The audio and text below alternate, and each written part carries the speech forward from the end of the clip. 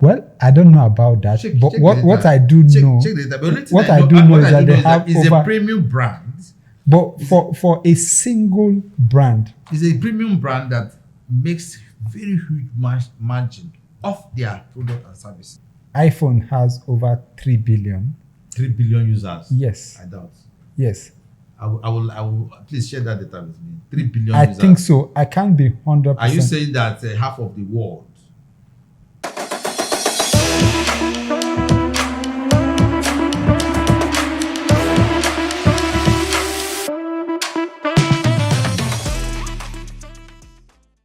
All right, welcome to a new episode of Market Tape on Street Exchange. It's actually our first episode for the month of May, and it's good to be back with no other person than my guy, Okomu. A pleasure to be here. Good to have you on the show, and happy Workers' Day to everyone. Last Thursday was Workers' Day. Shout out to all those working their butts off to put food on the table for themselves and their families. And shout out also to my co-host, Chidalu Echem.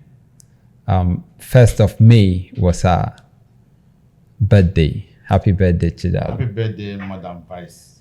Thank you. Yeah. Thank you. Yeah. She's multi-talented. When she's not talking on this side of the show, she's behind the camera getting it done. She's our sound engineer for the day. Yeah, we appreciate it, Chidalu. Most appreciated, Chidalu. Yeah. Keep up the good work. Thank you. Thank you. And while we're talking about Happy Workers' Day, on one hand, there are people who are working so hard to earn a living, a decent living. And there are also some people who have decided to become next of kins. Basically saying, I'm not going to do much work. And talking about next of kin, I don't know the context in which this has become very topical in Nigeria recently. There's been a lot of discussion about next of kins. And I think it's important for us to make some clarification. Like I said, I don't know the context in which people are speaking about it. But in the financial service industry, next of kin doesn't convey automatic right to inheritance. You know that. Very right, very right. Next of kin is basically a contact person, a contact detail. In case we are not able to reach you, who can we reach? Who is the next family member that we can reach in case we need to get other information and you're not available?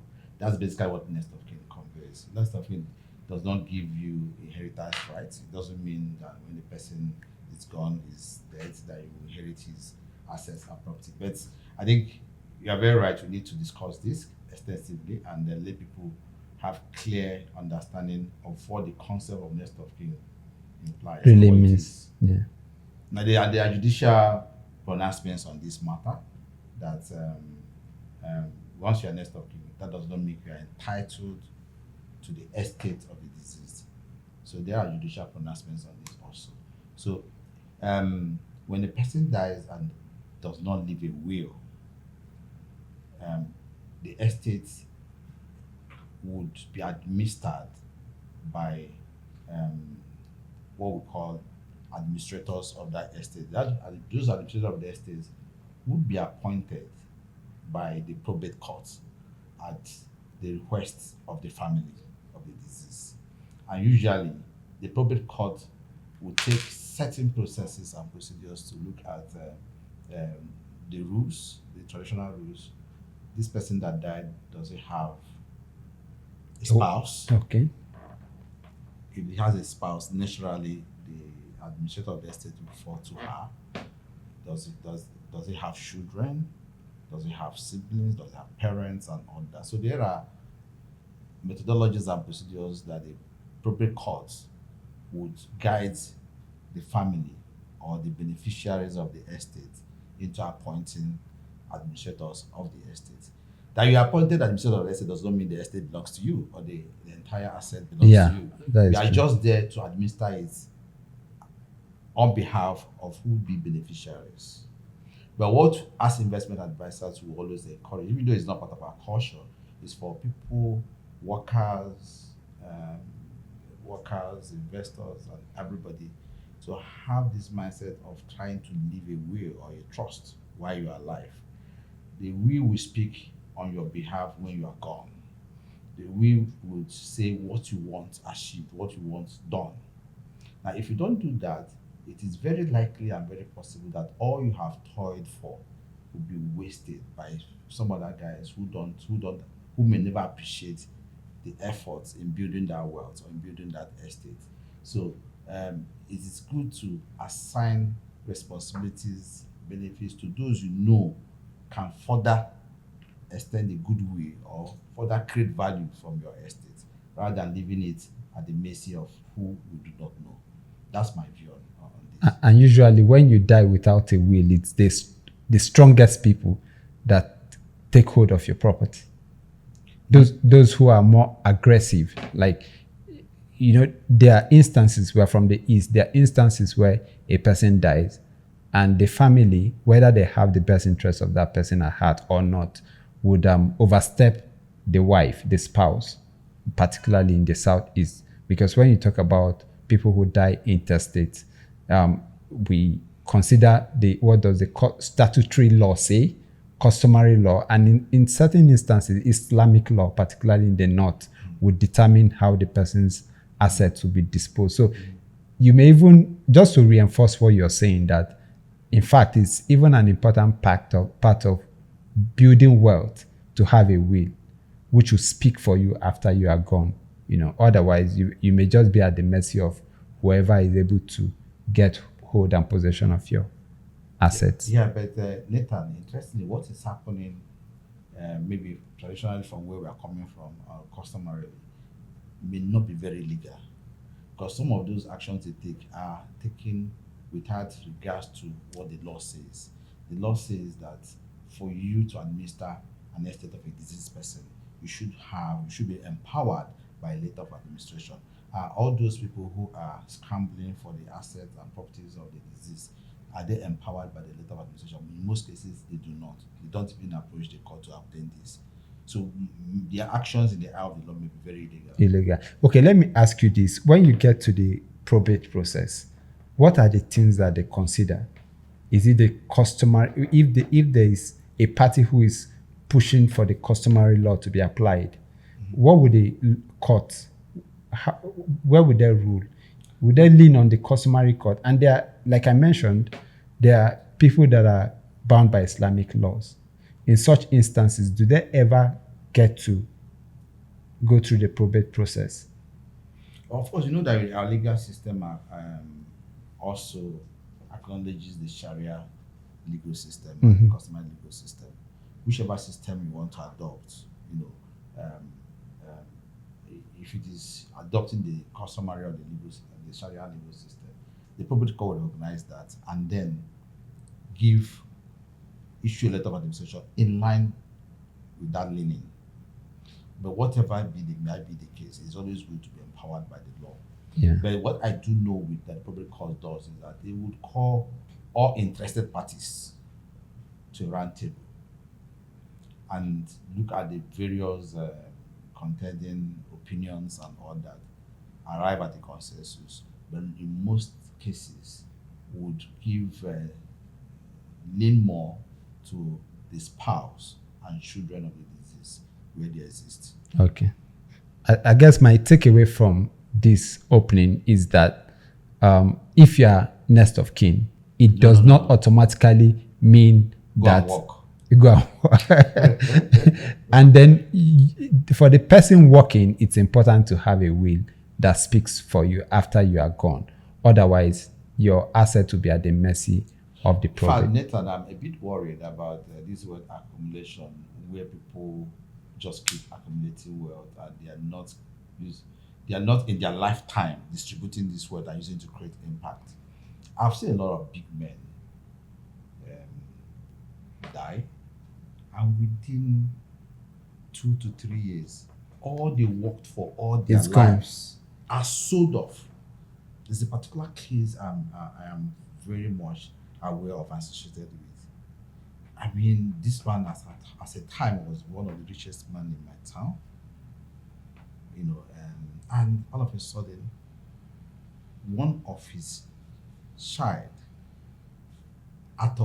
one child out of so many just decided to, go on a selling spree and have sold everything just because he has access to the land documents or the property documents, and surprisingly, nobody's challenging him. And is also very common. You see a lot of people, their children are selling.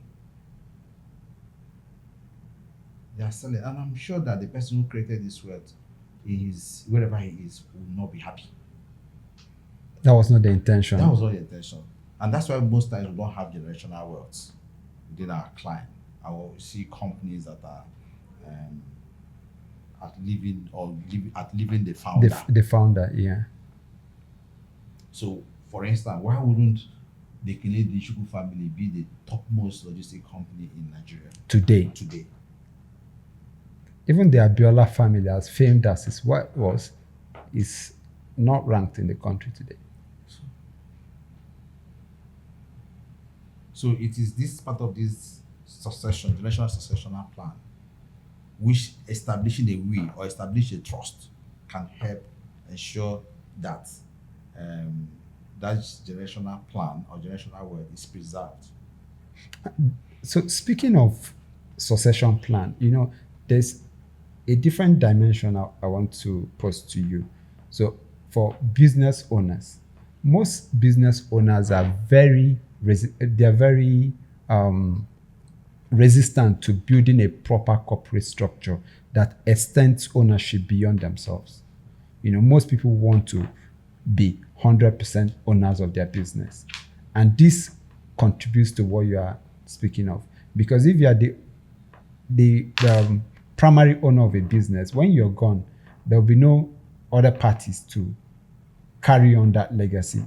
But it's better to me to own 20% of a business that outlives you, and your family continues to benefit from that 20% of a thriving business. If I had 10% of the Dangote business today, I'm made. Some of the bank owners today don't even own, some of the people who call bank owners today don't even own up to 10% of the banks that we say they own. Very true. Yeah, so I think it's important that even for business owners to start to look beyond themselves, to find people that are aligned with them to become part of the ownership of their businesses. Very true. What you just said is no brainer, and where you acknowledge the fact that the capital market in Nigeria is still evolving and still developing. Yeah. And then we have trust issues as a nation.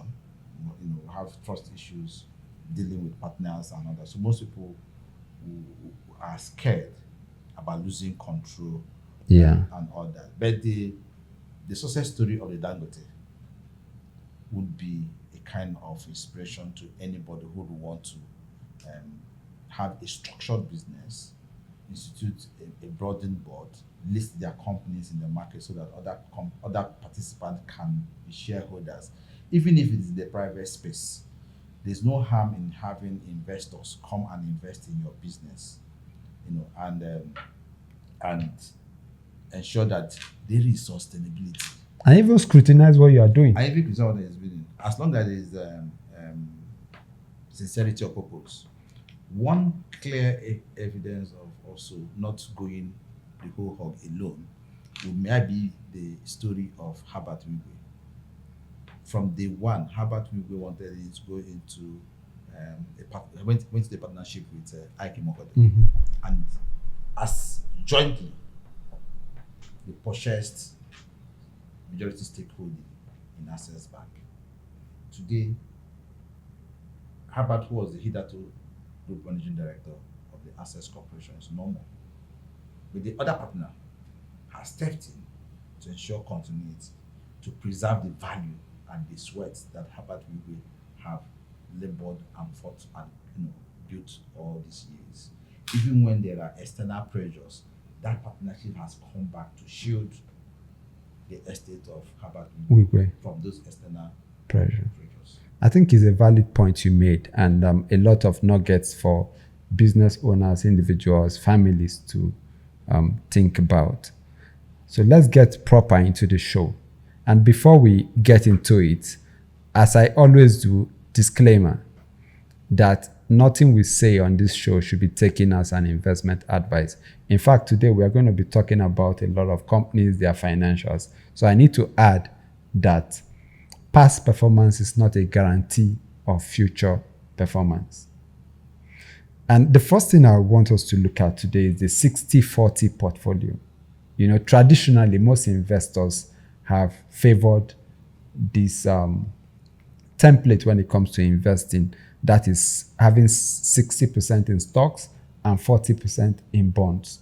That is what most traditional portfolios look like.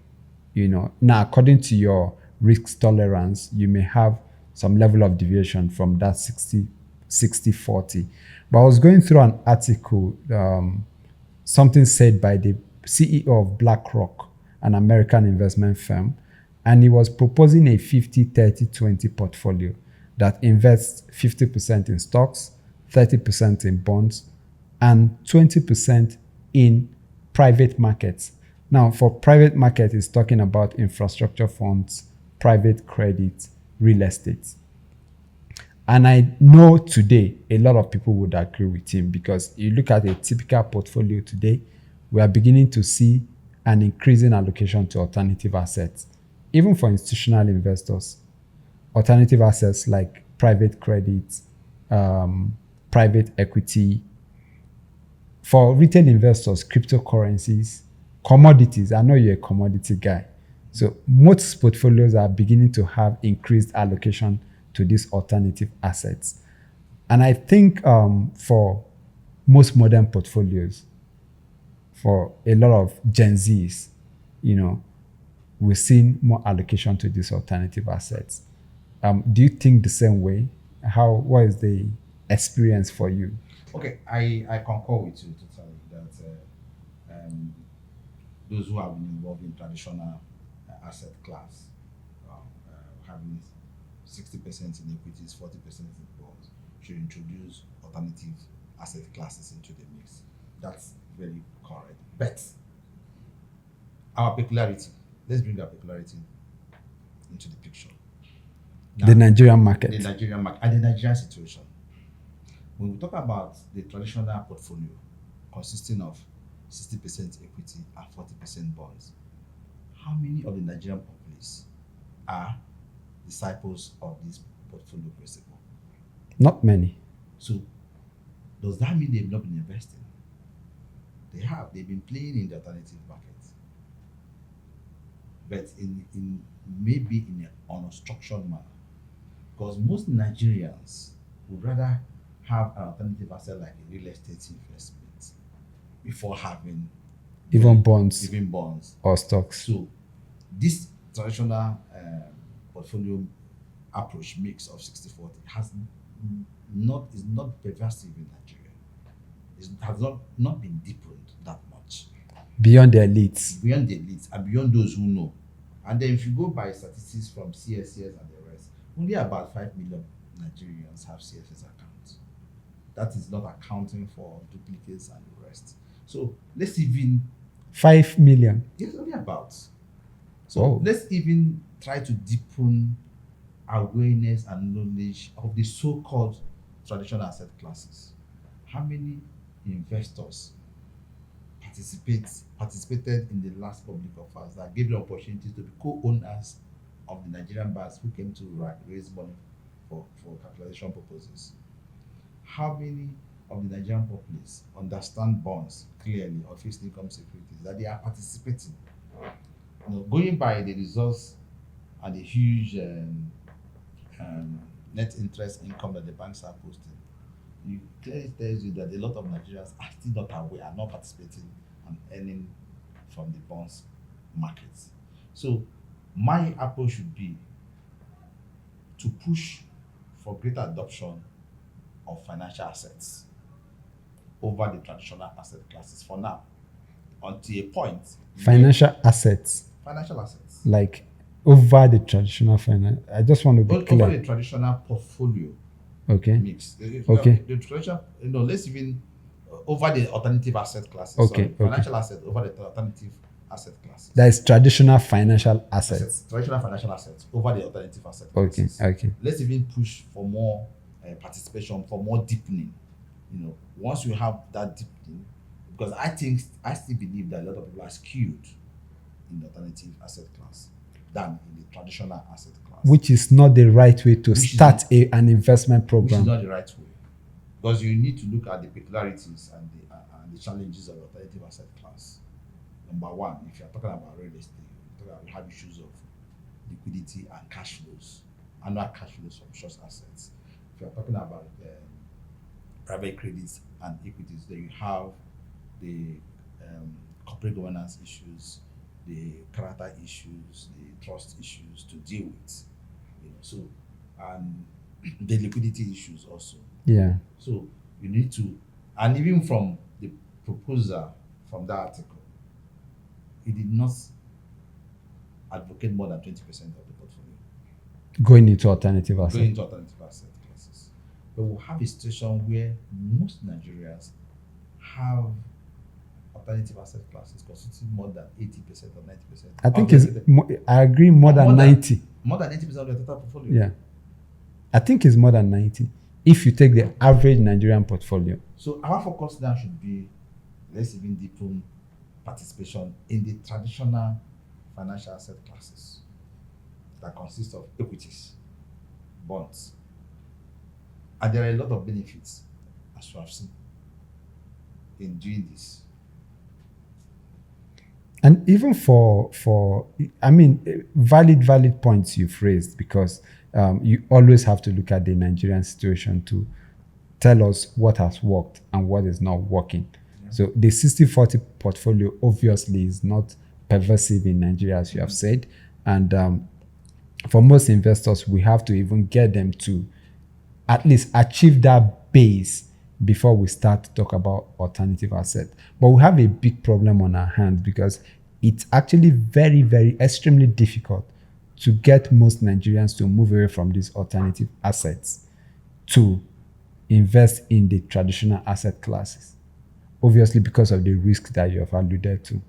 So it's a big, big issue getting investors away from there. But for institutional investors who are even able to invest in some of these alternative assets like private credits, the market is not even deep enough to accommodate the kind of money. But a lot is happening.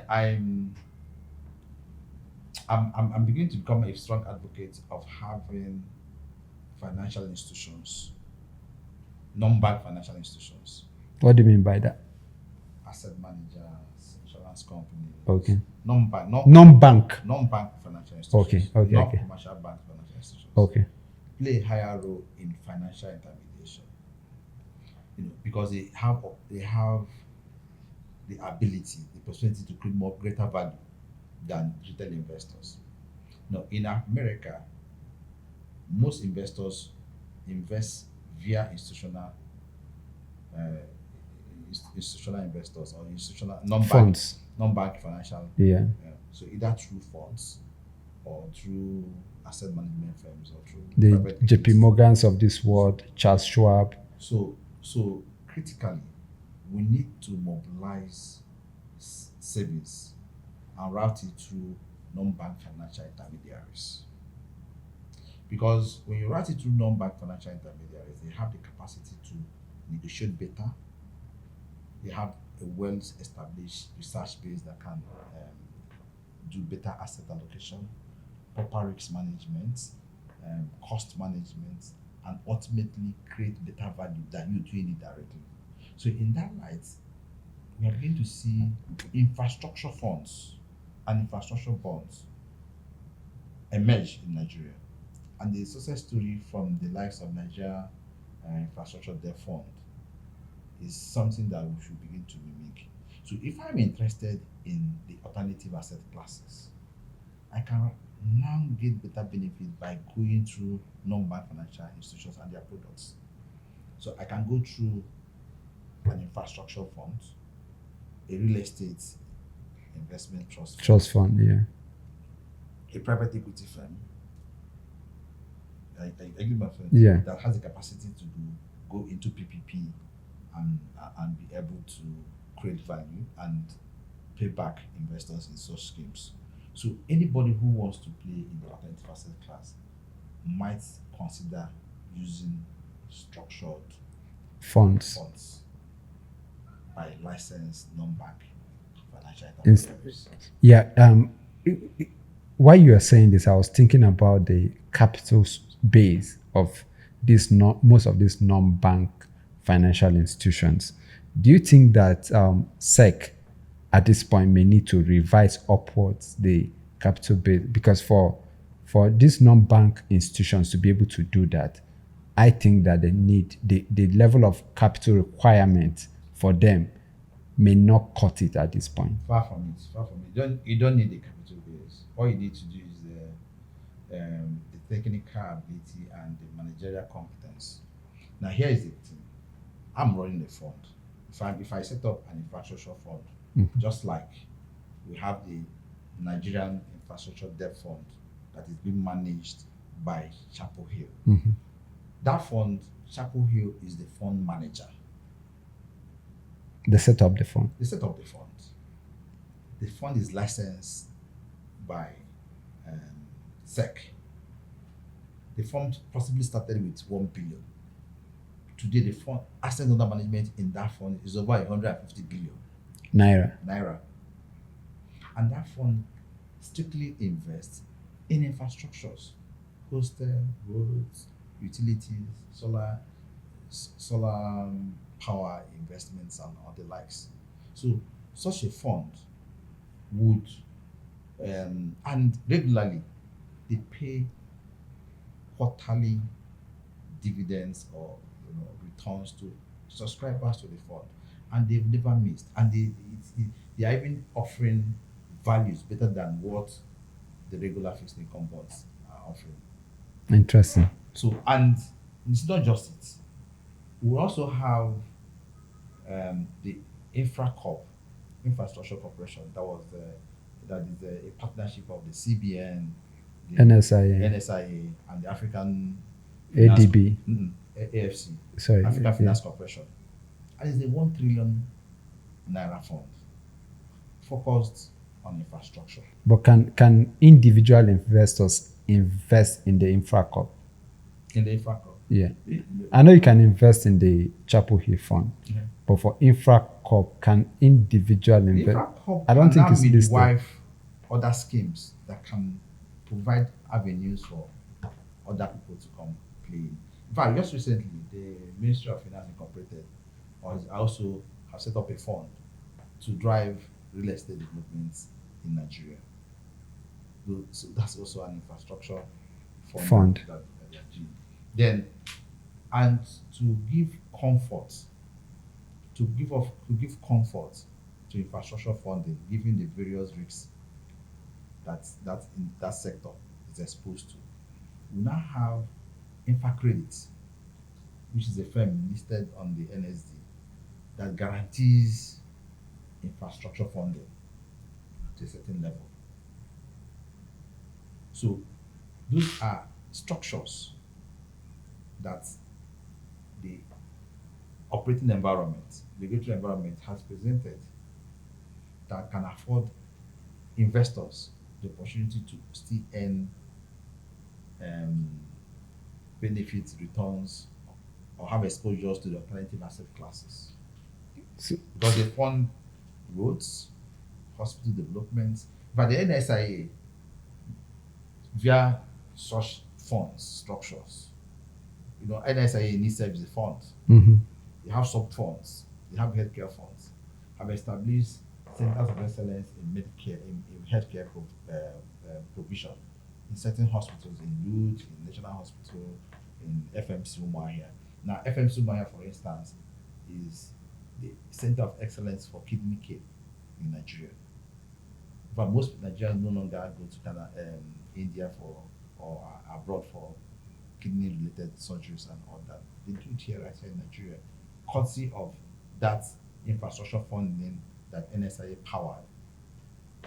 And it is done on a commercial basis, not as a social investment. Because NSIA is accountable to the fund and needs to report profit. And they've shown that they can fund infrastructures and still make it profitable. With those success factors, I think that the future is bright for alternative asset classes that are done via the formalized and non-bank financial market intermediaries. Great point. You are, like I said earlier on, you're a commodity guy. And it would be nice for us to close out this segment without talking about commodities. Yeah. You know, how has the emergence of commodities in Nigeria reshaped your asset allocation for yourself, your clients overall?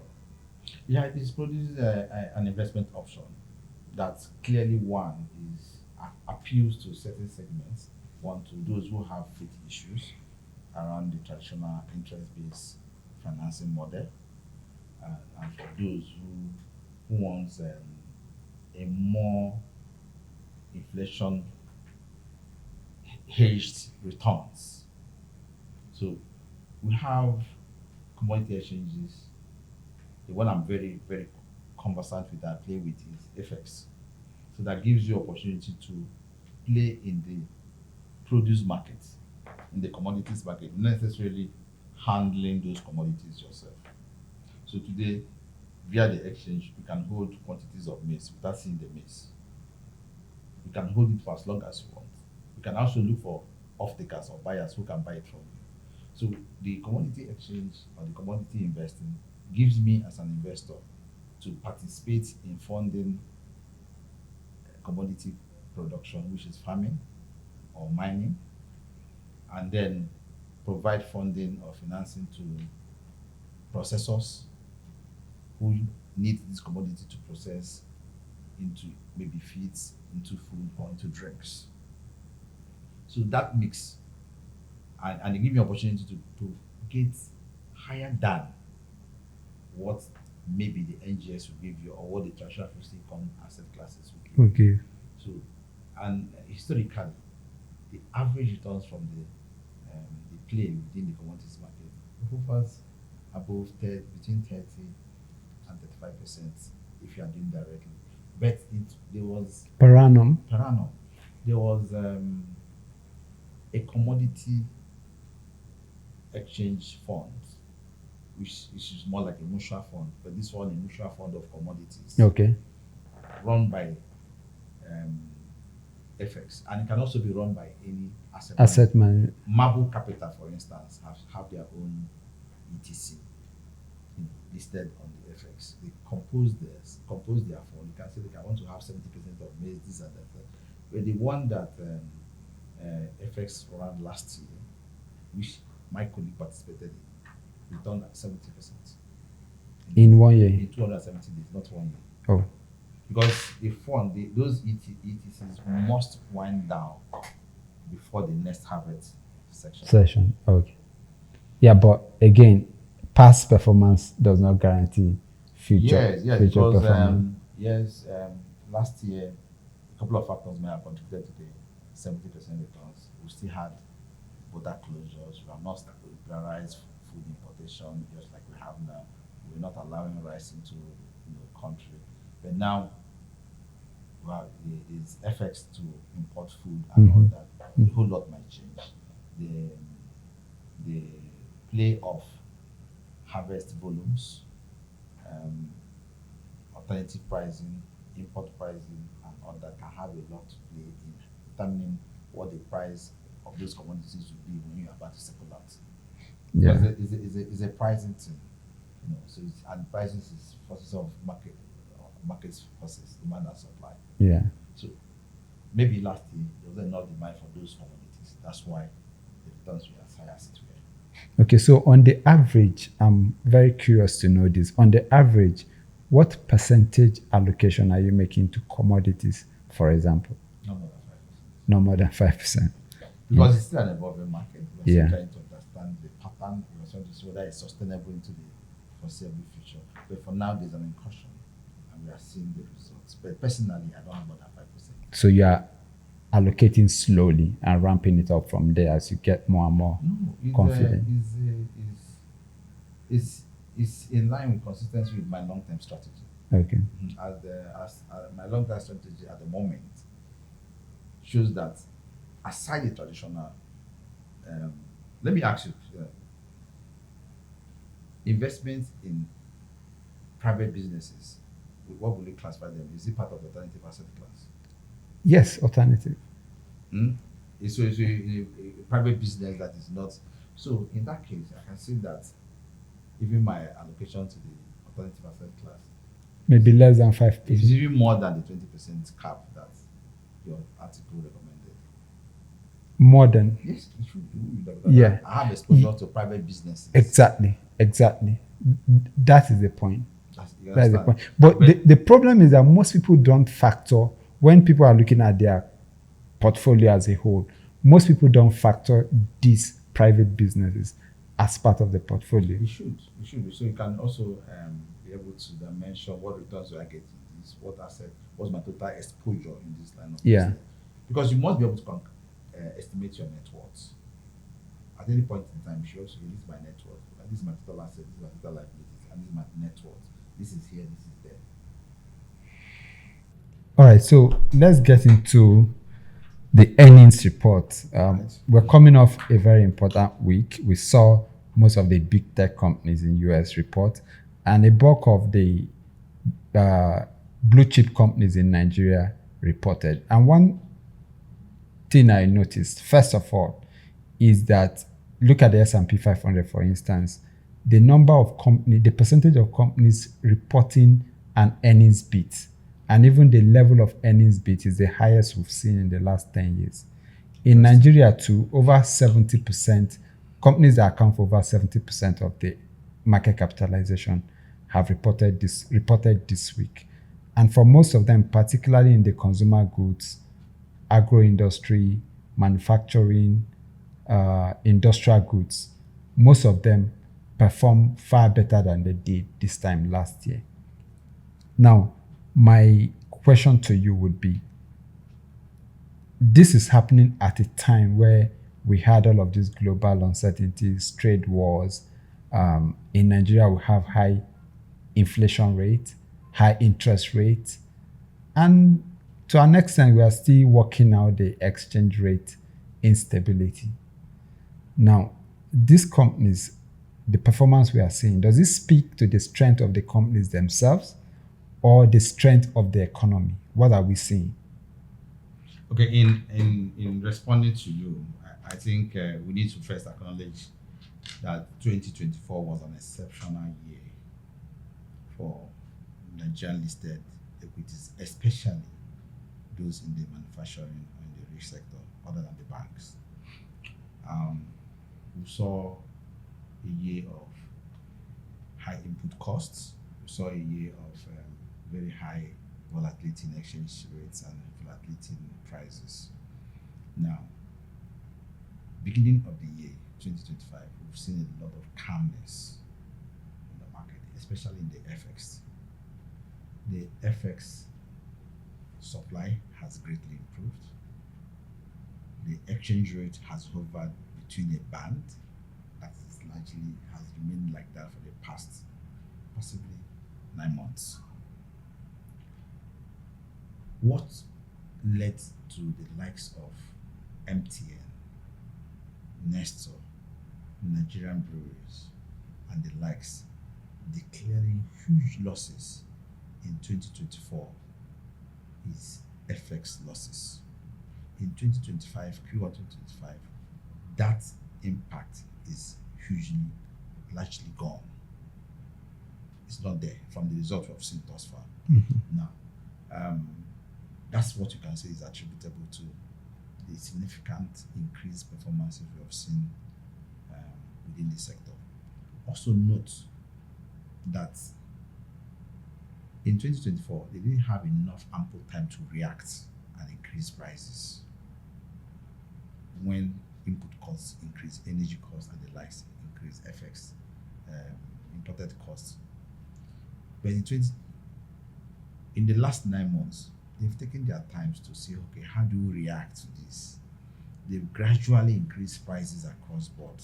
Almost all the FMG FCMG or fast moving FMCG goods, goods have all seen their prices increase.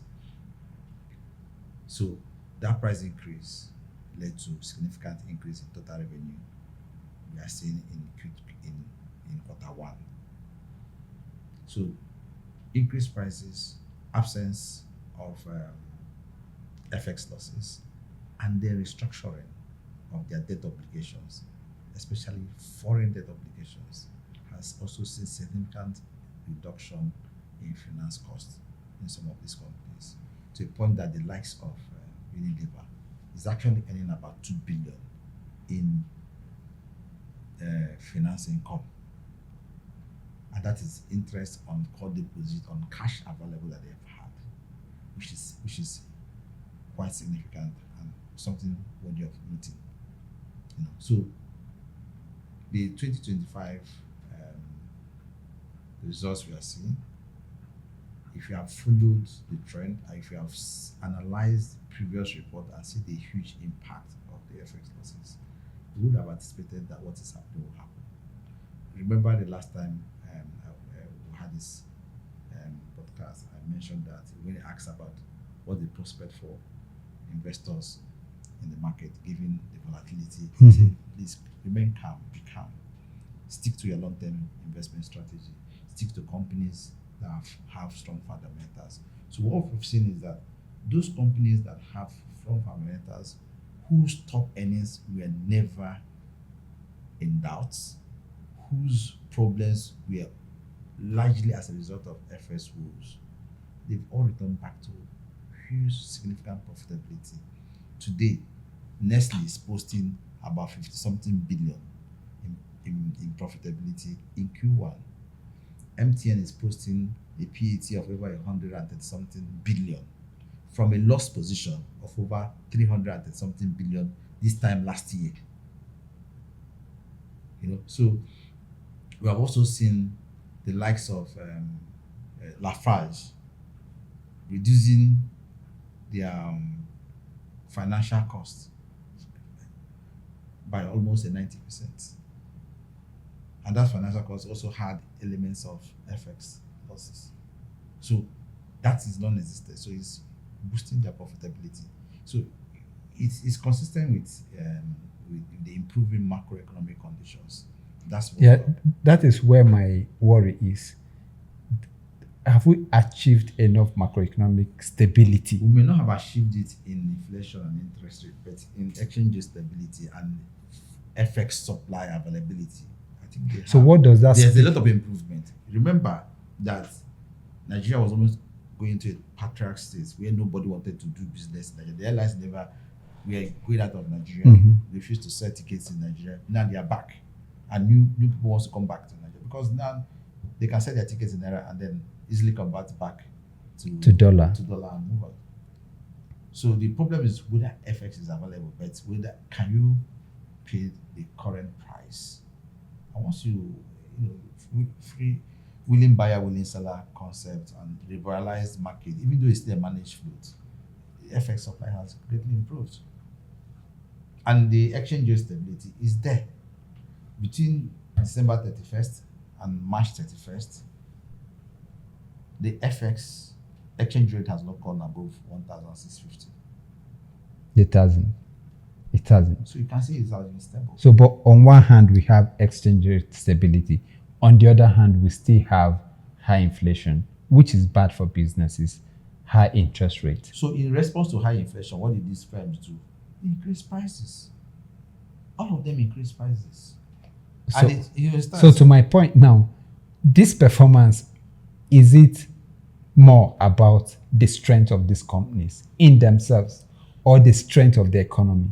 Because these are two different things. So if you, what hold on, if you speak to is that what led to them performing badly in 2023 and 2024?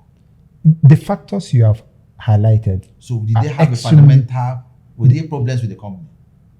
No, there were no fundamental issues with the companies.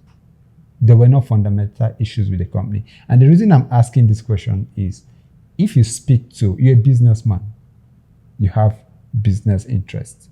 Now, your businesses are they doing so well this year?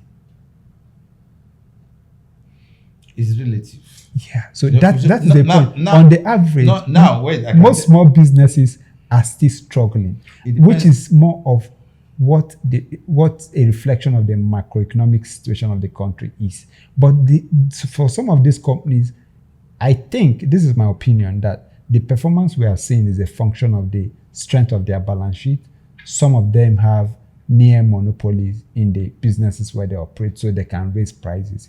You speak about the cement players, they can raise prices. The telecommunication guys, they got a 50% raise in tariff. So I think it's more about the strength of their balance sheet, the quality of management teams that these companies have, their overall resilience. Because the reality is that there are companies that are more resilient, that are able to go through these periods of uncertainties and come out even stronger than they were going in. That is my opinion. Yeah, very true. I concur, because you can say it's the strength of the balance sheet. Yeah, you're right. You can also say that the management resilience, very correct. These companies were also very agile, easy to adopt and react better. So, because in the case of Nestle, for instance, they resorted to even more local sourcing of their raw materials.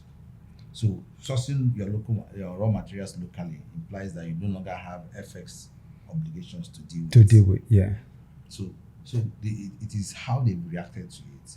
But whether they have a monopoly, that I may not think so, because largely, aside maybe an MTN that is almost a monopoly, you know, but a monopoly by service quality and service offerings, not by design.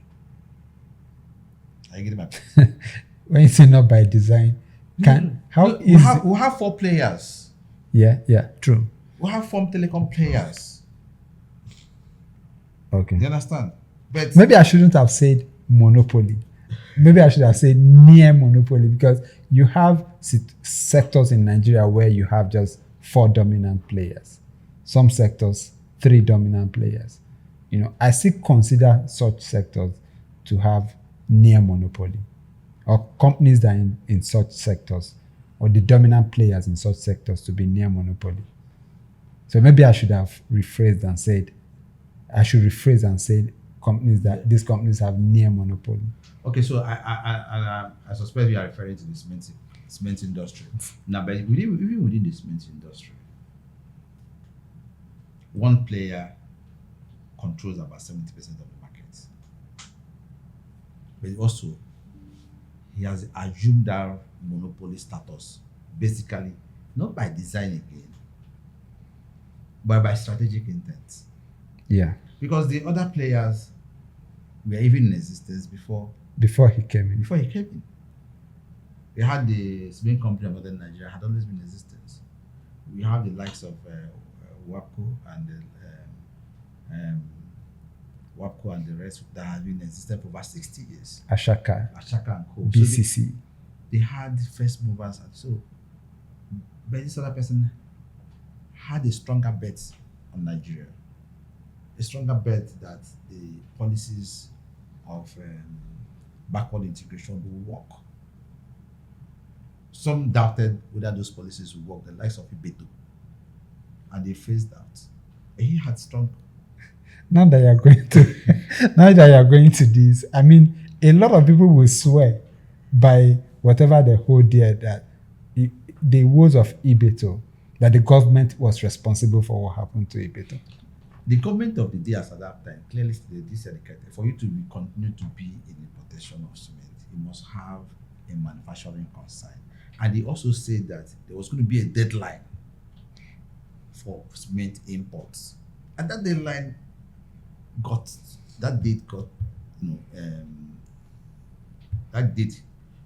came, and somebody took a bet, as you said, and the other guy doubted. This is the same Nigeria.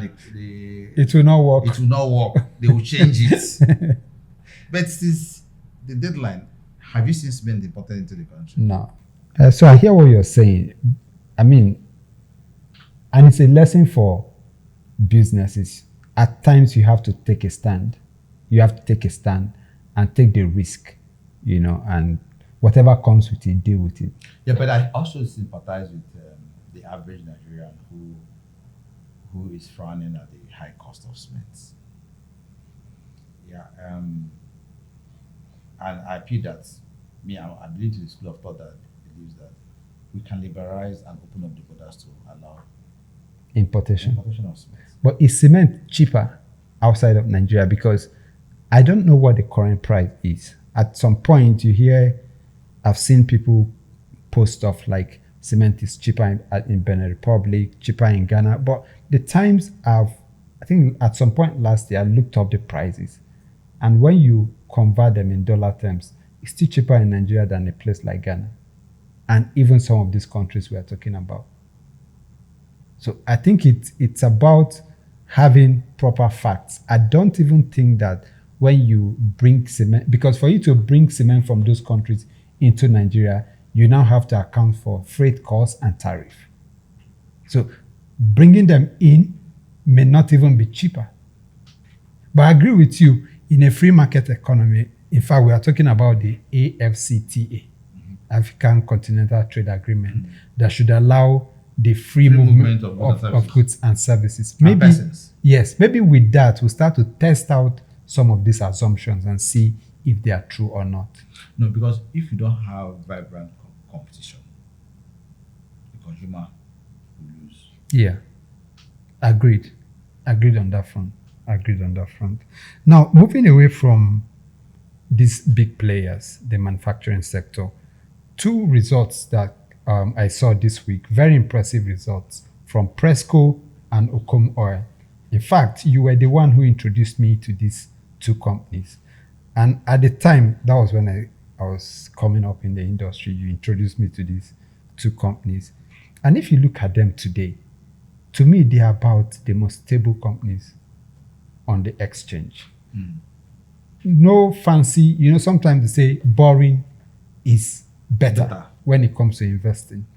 No fancy. Before we mentioned this boring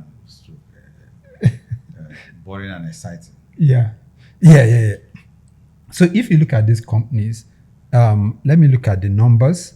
In the last 5 years, you look at a company like Okomu Oil has returned over 800% in the last 5 years. Presco is even far more impressive, over 2,200% return in the last 5 years. So from a portfolio perspective, how important are these two stocks when it comes to allocation in the Nigerian market? Okay, so when you, from a portfolio concept, when you are looking for stability and you're looking for sustained growth and stability in your portfolio, then you should have exposure to Okomu and Presco. Number one, it allows you diversification. Even when you are doing equity, your equity investment shouldn't just be in one sector. You should diversify it across other sectors. So at our markets, is largely dominated by the banks.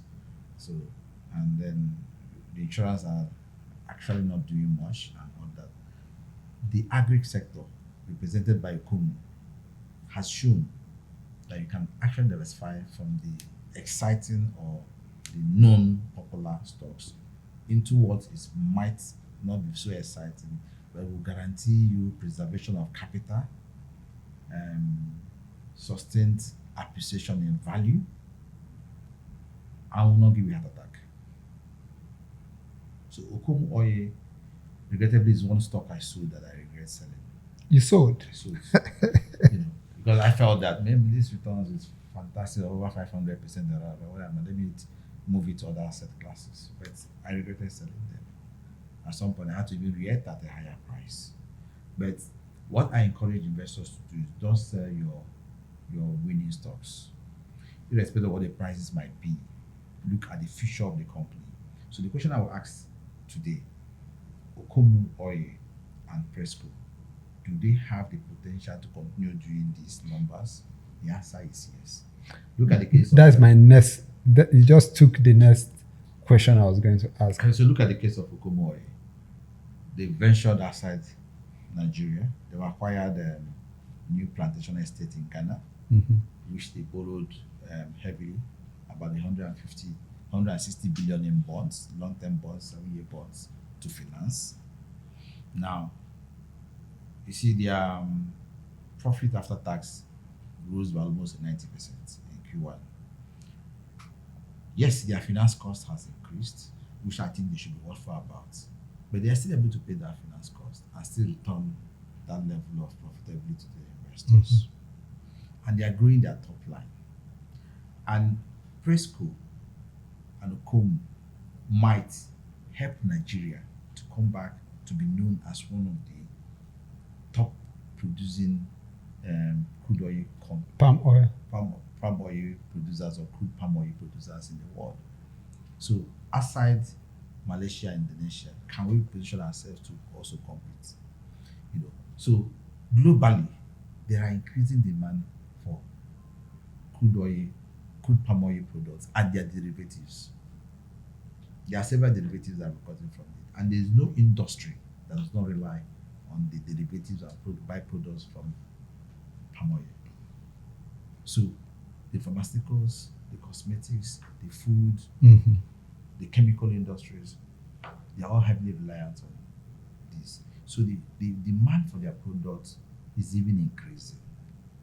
The future for their product is impressive. So, and when you do investment, you are investing into the future.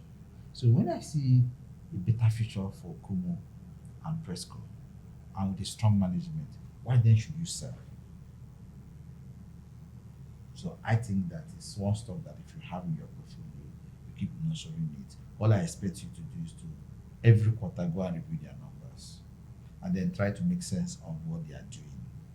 If earnings are dropping, why is that earnings dropping? Are they growing new plantations? Are they planting more? If they are planting more, means that in the next 10 years, the yield from those new plantations will start reflecting in the numbers. As you can see, the production from Ghana, which contributed about 19 billion to revenue, is already reflecting in their top line. So I think that Okomu and Presco is one stock that will be there for the foreseeable future and keep creating value for shareholders. These are the kind of stocks I call BS stocks, boring and stable. And I think it's not even stable. It's growing. It has a sustained growth. I mean, stable growth. That's what I mean by stable. Yeah. So and they still have unmet demand. Yeah, that is even what is most intriguing about. So when they have unmet demand, note also that these two companies benefited largely from the restriction on FX on importation of the 42 list items. Yeah. So everybody was forced to buy their crude palm oil or palm kernel needs from local sources, and the two major players were these two firms. So they have the capacity to just keep increasing prices. Is that restriction still in place? It's no longer in place. Yeah. So, but globally, even the price of crude palm oil is on the increase. It's high, it's elevated. So they are enjoying the global high price of crude palm oil. How about competition from the Asian producers, the Indonesia, Malaysia of this world? Well, like I said, Indonesia already had some export production issues that they had to deal with, and so that was led to the high elevated cost of the palm oil products. Yeah. And if you remember during COVID, even Indonesia restricted exports.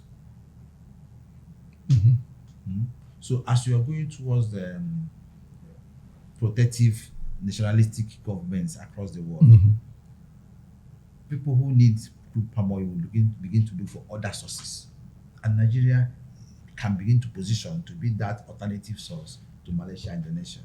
And recall that even we are told that even the palm produce seedlings that Malaysia used to cultivate their palm oil came from. Came from here. So at some point we were number one. So what do we really need to do to come back to number one? And it speaks to the quality of the fruits. The whole of more than half of the Nigerian states lies on the palm oil production belts. So the whole of southern Nigeria can produce palm plantations. So it might go back, and we have a research institute, NIFO in Benin, specialist center for research in palm oil. So we can go back to shine the focus on palm production, given what these two private sector-led firms are doing. And note that these two private sector-led firms, hitherto, were government-owned palm plantations that were sold or privatized, and can see the value that is being created from this.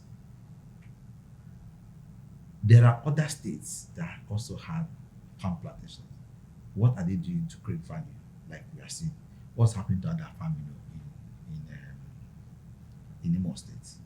What's happening to Okitipupa farms in Ondo State?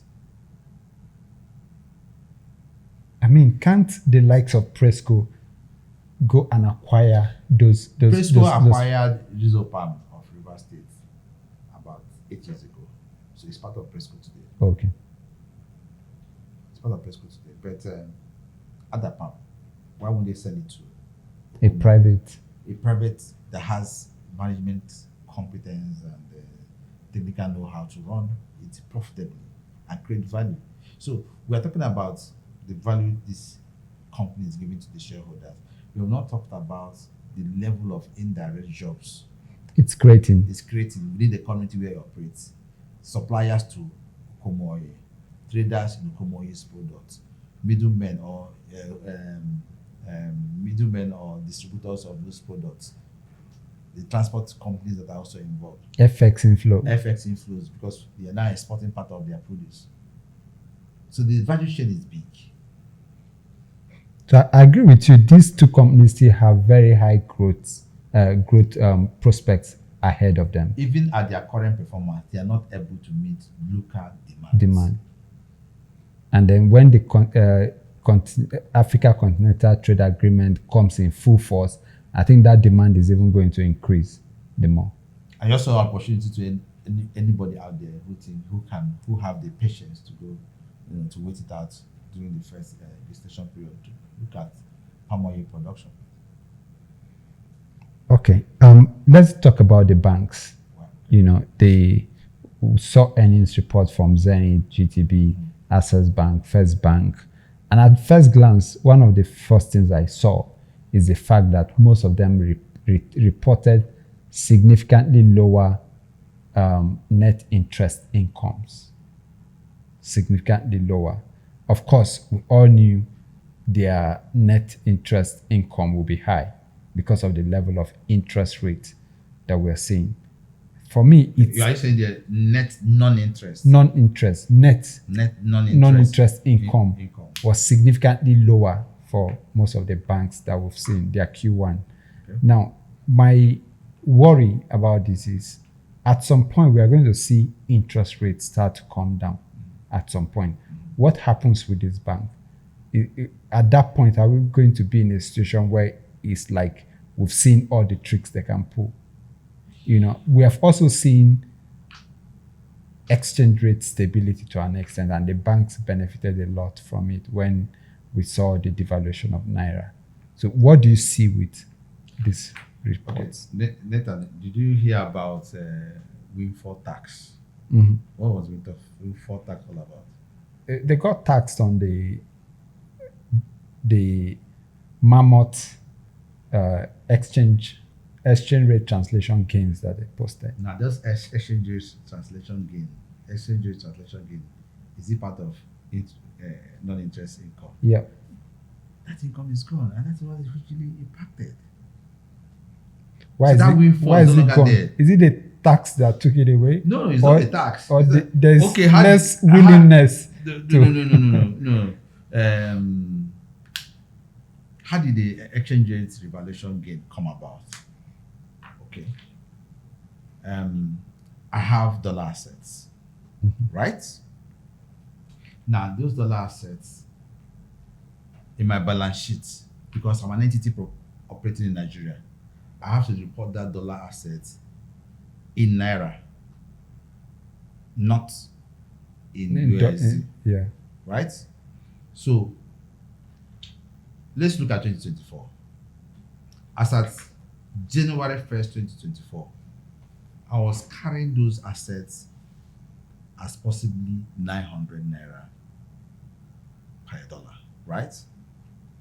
Then, as at 31st of December 2024, I now have to report At 1.5. at 1.5. The difference between 1.5 and 900 becomes an exchange translation gain, which I will report in my books. I did nothing. There was no extraordinary activity that I did. Outside holding. I started holding dollar net assets. Positive. I was net positive on dollar assets. Now, in 2025, there has not been an opportunity to post that translation gain. Mm-hmm. And that is why we are seeing that huge drop in non-interest income.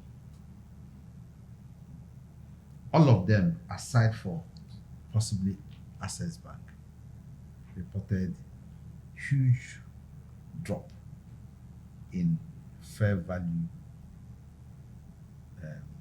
valuation. Mm-hmm. So there's nothing else that is attributable to that apart from the elimination of that windfall gain in exchange rates. So on a scale of 1 to 10, how bullish are you on these banking stocks today? Well, the traditional business of banking still remains very strong. Like you mentioned, the net interest income is still elevated and still high. So that's still an opportunity. And most of them have also transited into holdco. Why the other banks may not have reported net interest income, net non-interest income, higher net non-interest income. Access Corporation actually reported a higher year-on-year non-interest income. Okay. And that you can attribute to the effect of the holdco structure, because they now have other businesses that can drive fees up. Their fees increase significantly. Their fee and commissions income increase very significantly. No. So the banks have diversified income streams. A huge part of their interest income is coming from investments in fixed income securities or investment securities. For some banks, it's higher than what they earn from loan and advances. And for the remaining part of the year, given the impact of the Trump tariff war and elevated inflation level, interest rates are likely going to come down in 2025. So if interest rate remains this high, their net interest income or their interest earnings will continue to increase. So you are still bullish on the bank? Are we still bullish in the bank? Whichever, whether in a boom or a bust, the banks always make money. Then their payment services is also quite strong. And their fees and commission did not drop year on year. So if you look at what they've done in Q1 2024 and Q1 2025 in respect to fees and commissions, it's higher. So now they are doing their traditional role as banks, their traditional business, and we have isolated the impact of FX loss, FX gain. Then we can assess them. It's unfair to assess them based on the performance of 2024 and 2023. Isolate the impact of FX gain, and you see that the banks are still doing relatively very well and still growing their top line. Okay, then I want you to look at the EPS for the banks. Most of them also saw a significant drop in EPS. Obviously, it's a result of the recent capital they raised. So, The recent capital raised increased number of Shareholder. number of shares in issue significantly. So even if I declare 100 billion in Q1, I have to divide it by the increased number of share in issue. you have more mouths to feed. I have more mouth to fill, so the earnings per share will naturally reduce. So, at what point do you think the EPS will come back to the level it was before the capital Later, raises? what we should be bothered about is not the EPS. We should be talking about the valuation of these companies. What is the price to book value? What is the price earnings ratio? What is their return on equity like? It might be unfair to say, okay, stick them to EPS. You understand? Because we all look at what value are they creating. I think the banks are one sector in the NGX that is still largely undervalued. Some of them are trading at 20, 25%, 30% of book value. Do you understand what I'm saying? I get And that's a huge discount. Maybe because the level of liquidity or the number of shares in issue we have with these banks. So it's difficult to see their prices go or rise to reflect their intrinsic value. When you analyze certain companies that are priced over 500, 600, and then go and look at their price to book value, PE ratio, return on equity metrics, and all that, these stocks are largely undervalued or overvalued. relative to the banking stock. Relative to the banking stock. And part of why they may be overvalued is because there is limited float for these stocks. And sometimes when you put these stocks into the market, I want to say, if in 1 month, 2 months, you have not sold them. So you now find out that those prices they command and is reported is not actually their intrinsic value. People are not willing to deal on those prices. But somehow they've gotten to those levels and they are reported to have those. You can also show a stock is priced this much. How much dividend is it paying per year? So my So if you're a question value to you, investor and you also appreciate dividends inflow and all that, the banks are in for you. all right. So I think we've spoken at length about the Nigerian companies and the earnings report that they have shown us. Let's go international for a minute.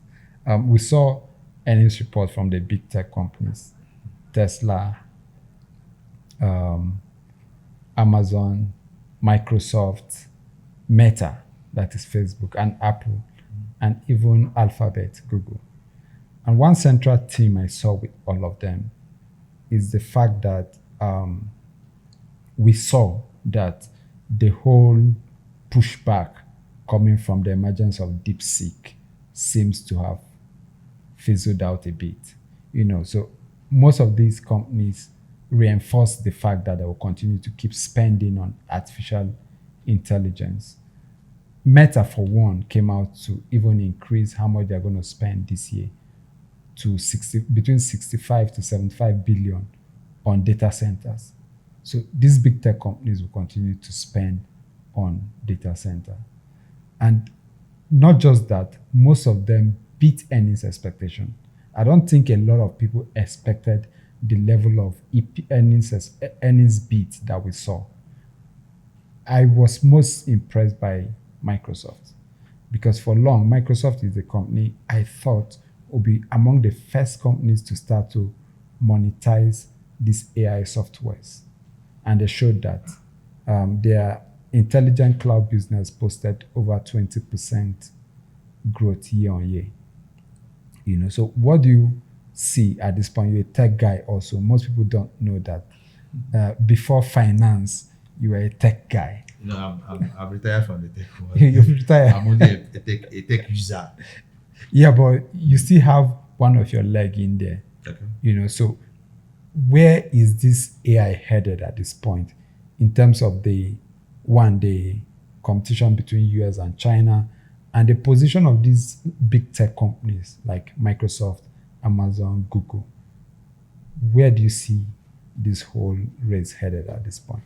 Well, okay, let me just say something about it. If you look at the case of Microsoft, for instance, Microsoft is one service provider that you possibly may not be able to do without, one way or the other. Now, with the emergence of cloud technology, clearly Microsoft Azure and Amazon's AWS are the leading cloud service providers. These two. And whether you're using Microsoft 360 or you have any exposure to cloud-based, or you're hosting your systems, most firms no longer have data centers in their offices. Everything is on the cloud. Yeah. So once you have any cloud exposure, you are possibly dealing with the Microsoft product or Amazon. So, and adoption of cloud computing is still on the increase. So it's a utility player, and their OS is still one of the most commonly used operating systems for desktop computing. That's Microsoft Word. No, Microsoft operating system. Microsoft Word is Office applications, but I'm talking about operating systems like the iOS, the Mac iOS. Okay. So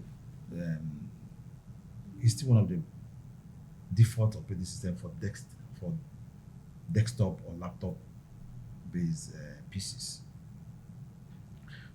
And AI, I was watching one program and said a business in a box, so that today you can actually run a business with chatbot agents.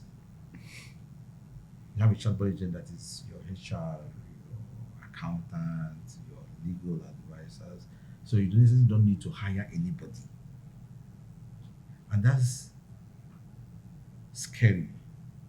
And that's also interesting. That the future may be so different from what you know it today because of what AI is capable of doing. So it is right for anybody, for any tech-focused firm or any tech company who wants to remain relevant and remain competitive to have huge R&D and capex investment in the AI technology because it's still evolving. And interestingly, we're beginning to see new roles like prompt manager, people who are specialized in querying the chat agents or chat boxes to be able to get better responses. Yeah. So it's not a profession. So AI is going to change the way we live, change the way we operate, change the way we do things. So the earlier we begin to take that into cognizance in all we do, the better for everybody. So the AI party is basically just getting started. And the threat from DeepSeek was not really a threat because not much was known about DeepSeek. The architecture, for like everything Chinese. Even up till now. For everything Chinese, it was shrouded in secrecy. So it was never a threat to the likes of ChatGPT and every other person who has rolled out a large language model AI-based technology. Yeah, so basically what it tells us is that the guys building out the infrastructures still have their strong growth prospects ahead of them, the likes of NVIDIA. Yes, because there's still huge demand. Everybody wants to come up with their own model before it becomes too late. Yeah, then one company that has been like lagging behind in all of this is Apple. They also reported this week.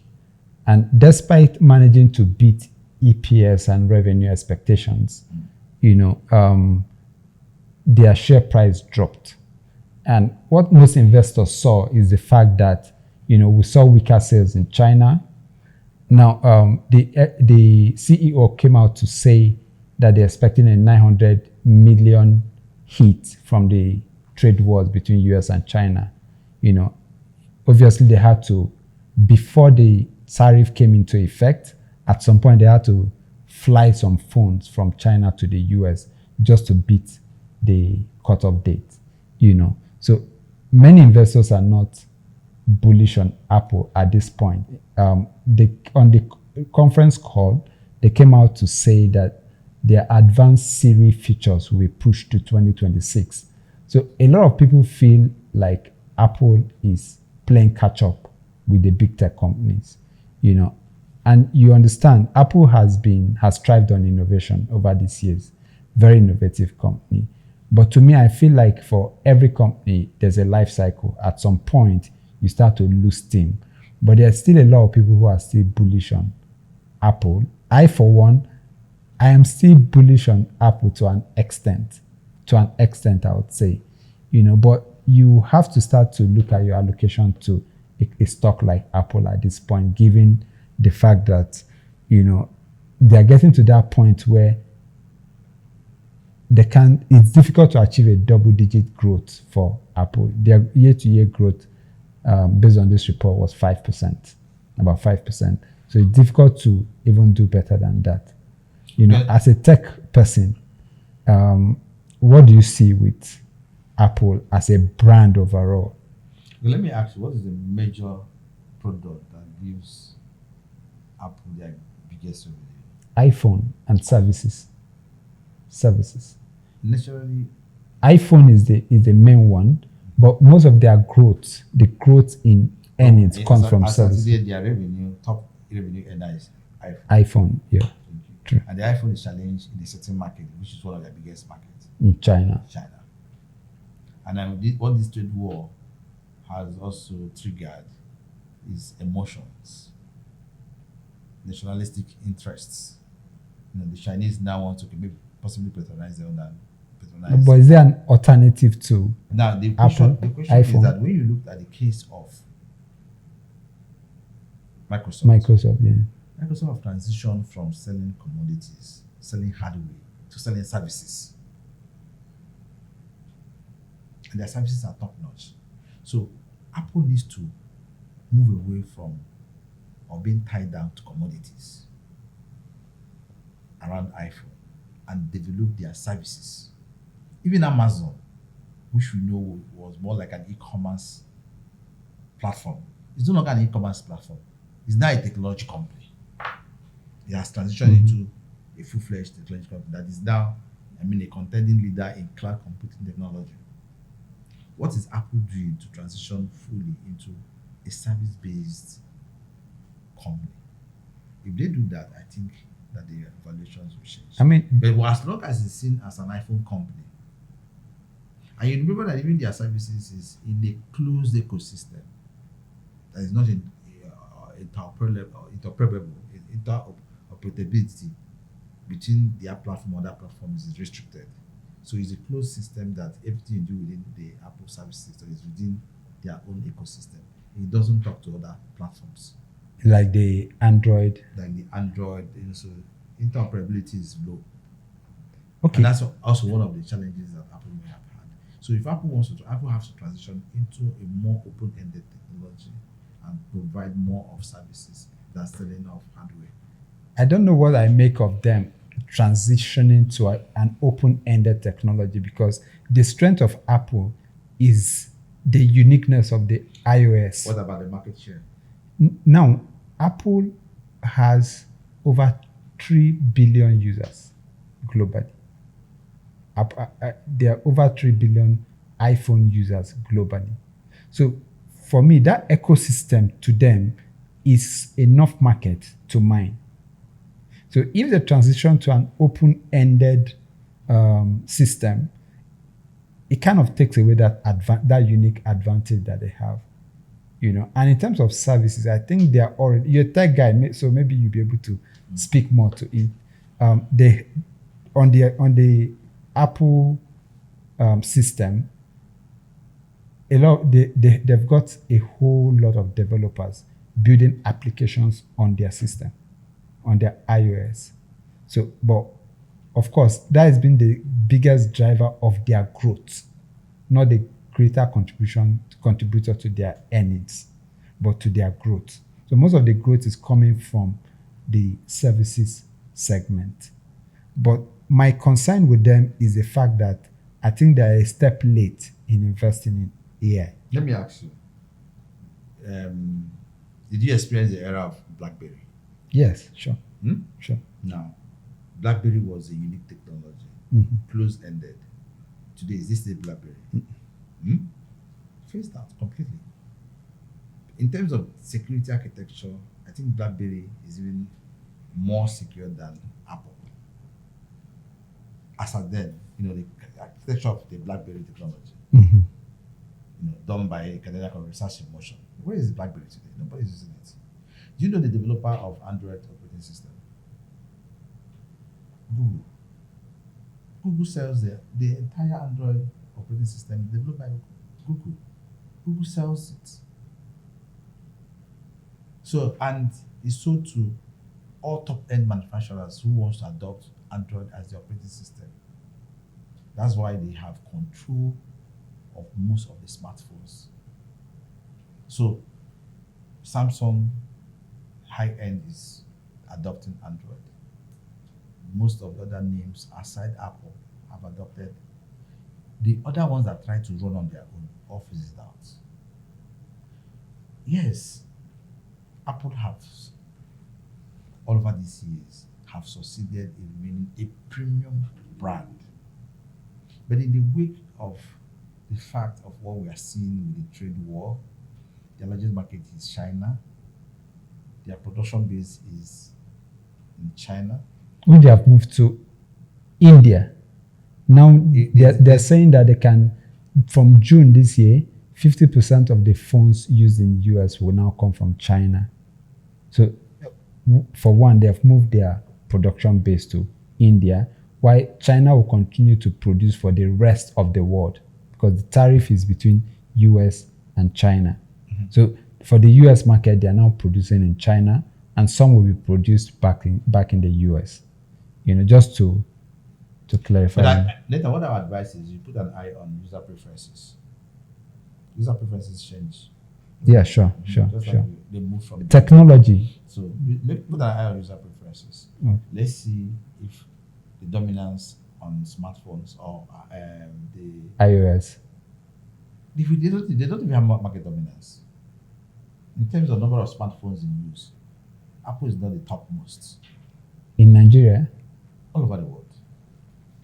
Well, I don't know about that, but what I do know, what I do know is that they have over a premium brand. But for a single brand, it's a premium brand that makes very huge margin off their product and services. Yeah, but I think they have the highest number of users for a single brand because their closest competitor will be Samsung. As far as I'm concerned, Samsung. When I'm talking about brand, I'm looking at the operating system. So, how many people are using Android-based systems? And how many people are using? Well, to be honest, I don't have that. Now, when you said if you have a full understand what the operating system is, the operating system is that software that talks to all the hardware elements that can call up the camera to. It's your time to capture. That's the software. Now, if you understand that Android runs on Infinix, runs on Tecno, runs on Samsung, runs on any other brand aside Apple, then you don't know that internally, the internal workings of all these devices might be the same. How many people do we have in the world? I hear 7 billion. 7 billion. So if iPhone has over 3 billion. 3 billion users? Yes. I doubt. Yes. I will please share that data with me. 3 billion users. I think so. I can't be 100%. Are you saying that half of the world, even with this level of pervasive poverty, that half of the world are smartphone users? Half of the population of the world. I remember that half of the population of the world might be people who are below 18 years old. No, that 3 billion user base is debatable. Okay, I'm just checking.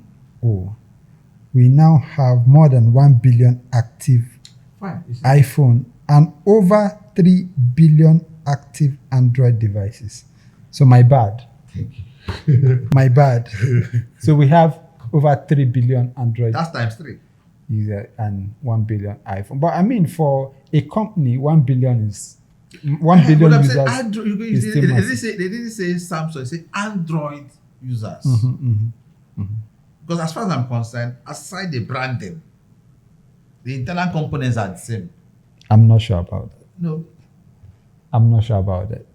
no, not for Apple. Okay, I'm talking okay. about for the other ones who are Android based. Yeah. Sure. You understand? Sure. Yeah. All right.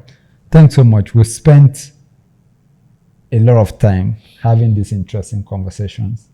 In 30 seconds, any last nugget for the week? Well, stay informed. Yeah. Follow the market. Follow the money. All right. Thank you. And with this, we've come to the end of the show. Thank you for watching, for listening, for following us to the end. And if you haven't done so, make sure to subscribe to this channel and press the notification bell so you stay informed. Thank you. Thanks, Nathan. See you on next week.